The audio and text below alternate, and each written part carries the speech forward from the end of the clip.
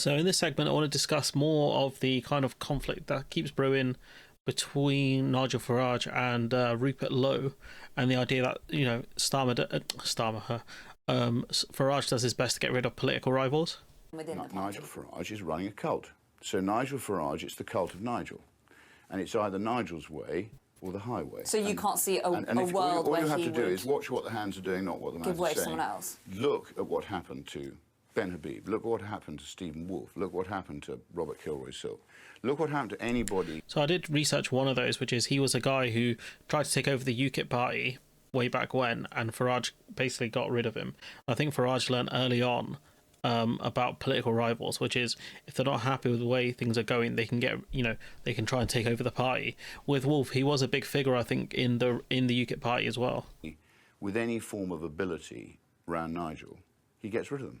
I did ask Nigel Farage if there was anything he wanted me to put to you, and he said no, irrelevant. I think by that he means that you're now irrelevant. Has he got a point there? Look, Nigel's welcome to his opinion, and I'm sitting here giving you this interview because they tried to put me in prison.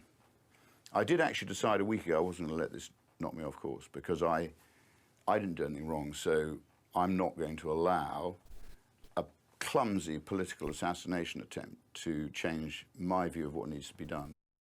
So yeah, he's arguing that all of these allegations were false. I mean, I think there's similarities between Nigel Farage and Joseph Stalin. I mean, okay, wow. Farage hasn't murdered tens of millions of people, but he, like Stalin, he gets rid of anybody who is a rival, really. And that is why all of his parties have lacked significant, substantial figures in their leadership.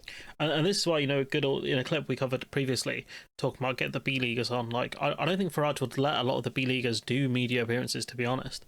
And you see that now with reform. I mean, I've got a list, I've just been putting it together while we've been talking. 17 people in the past who, nearing the top of Farage's parties, and somehow he falls out with them. That all sorts of strange charges come up, which then later on crumble against these individuals. So it looks like he has a track record of this stuff. So anyone who joins the Farage party should know what it's all about. Police announced that they were dropping a case against Rupert Lowe.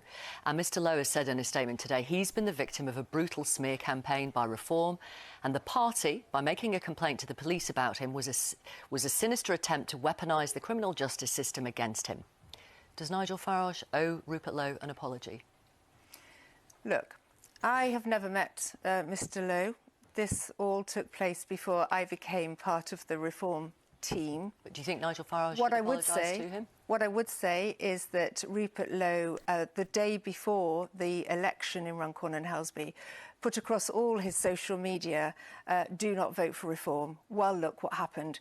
Nobody listened to him. His comments were... Yeah, they're trying to argue he's irrelevant. I mean, lady, you won with 6 votes. I mean, it's not exactly a stonking majority, is it? Clearly, had no impact whatsoever. We won that by-election. So no apology? As far as I'm concerned, this is pre me being on the scene. I don't really want to... there's no need for me to comment any further. He also said, he warned the country that Nigel Farage must never be Prime Minister. That's a heck of a warning to voters, isn't it? Well, and as I say, look what's happened in these recent elections. We've got 677 counts. Yeah, she's trying to argue he's irrelevant. I don't think that's true. I think he is popular in that Reform party. What does this have to do with Elon Musk?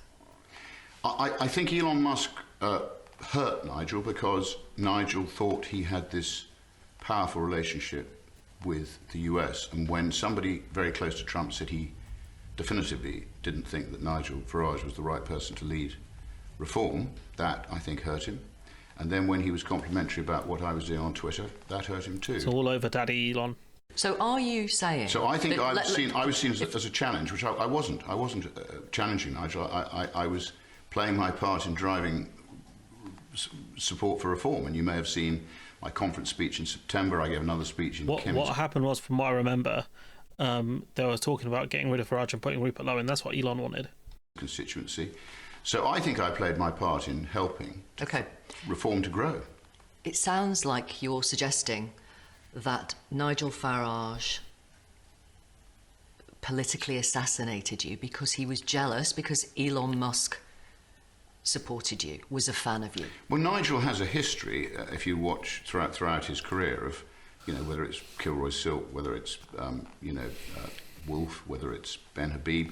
If people become, if you like, too tall a poppy, he tends to lop off the head of the poppy. And I think that's got some credence to that, because it was mostly, the UKIP party was mostly just Farage.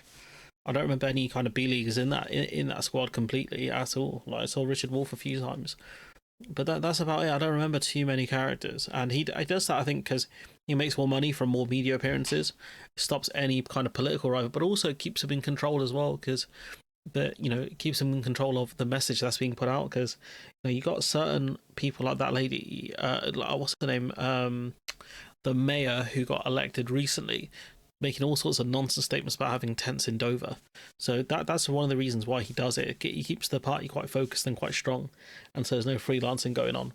But you can see, I think this situation with Rupert Lowe isn't going away anytime soon, and I'm interested to see it, because far right fighting each other is the best kind of outcome for us, given how washed everyone else looks right now. But anyways, I'm going to leave it there. Let me know what you think in the comments below. Like, comment, share, subscribe.